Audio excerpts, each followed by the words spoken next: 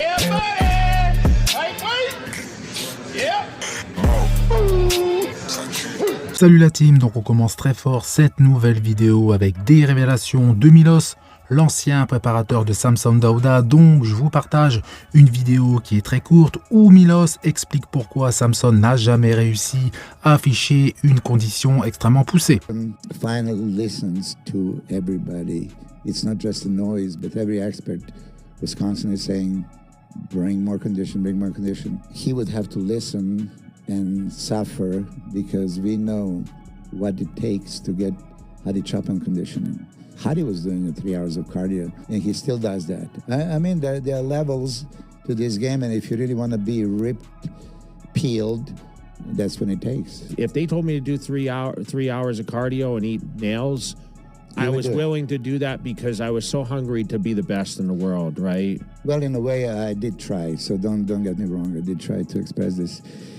Donc c'est la première fois que Milos s'exprime sur le sujet et d'après ses dires, Samson est le seul responsable car il n'est pas capable de se faire mal, d'effectuer des ordres cardio et malheureusement certains athlètes ont du mal à se donner les moyens de réaliser leur objectif et comptent un peu trop sur leur protocole pour afficher un physique de top niveau, mais ils oublient qu'il faut se faire mal à l'entraînement, suivre une diète stricte et pour certains effectuer du cardio. Je dis ça car des athlètes comme Dexter Jackson n'avaient pas besoin de cardio pour afficher une condition de folie, mais Samson ne fait pas partie des athlètes qui n'ont pas besoin de cardio ou très peu. Donc peu importe le préparateur qui vous suit, si vous n'êtes pas capable de suivre ses directives, pourquoi prendre un préparateur? Rien n'est magique, il faut du travail et des sacrifices pour faire partie de l'élite et Samson a les capacités pour y arriver car son physique présente déjà une bonne condition, donc s'il se donne les moyens, il affichera une condition de top niveau.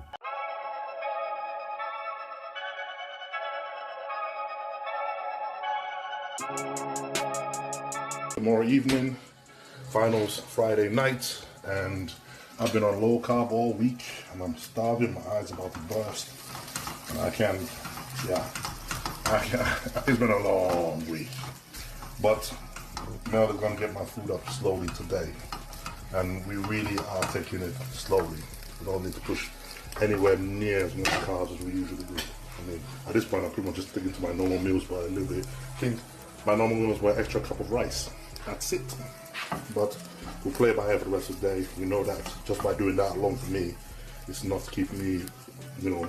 On enchaîne avec la liste des compétiteurs pour la catégorie des Men's Open, mais également Classic Physique qui est justement en cours.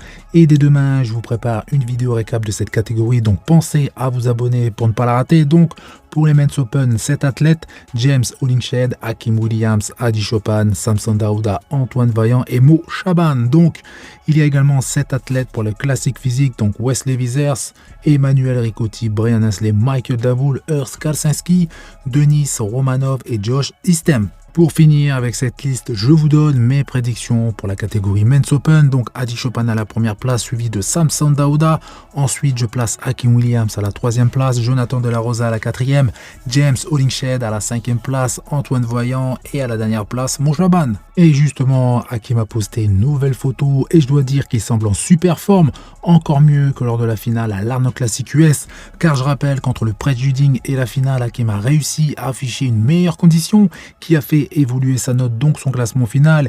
Et ici, il affiche une super condition, il est déchiqueté avec une peau très fine, donc je pense que Hakeem sera dans une forme phénoménale et ça annonce une belle bataille de la 3e à la 5e place entre Hakeem, Jonathan et James, car bien évidemment, Hadi est intouchable et même si Samson n'a pas amélioré sa condition, aucun de ces 3 athlètes ne pourra justement venir le chercher. Pour ceux qui ont vu mon short hier, j'ai annoncé que Hadi Choopan avait obtenu son visa, ce qui lui donne le droit de pénétrer sur le territoire britannique et donc de participer à l'Arnold Classic UK.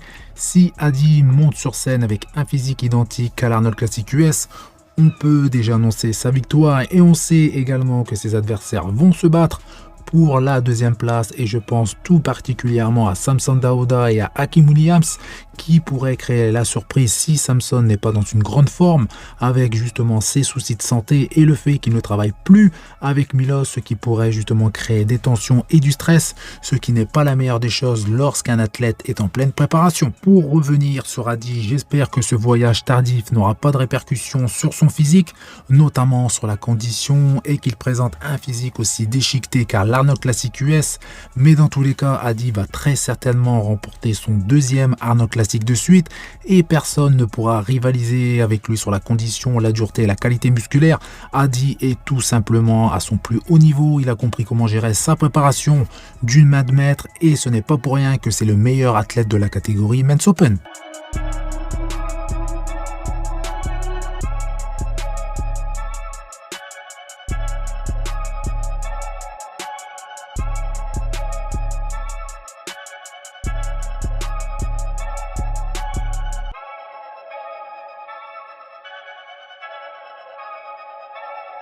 Ici James Hollingshead qui est également britannique tout comme Samson Dauda.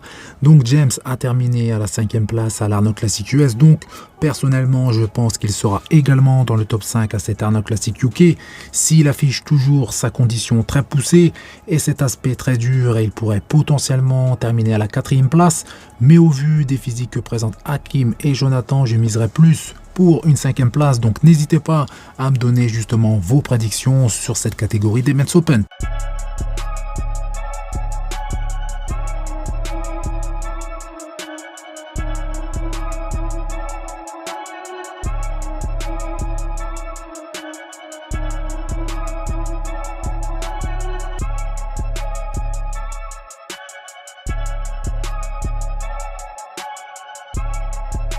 On finit avec Antoine Vaillant qui est prêt pour monter sur la scène de l'Arnold Classic UK.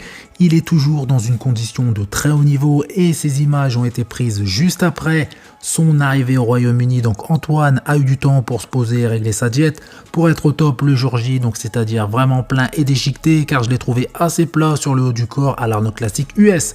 Antoine est un athlète qui est dans le circuit depuis une dizaine d'années.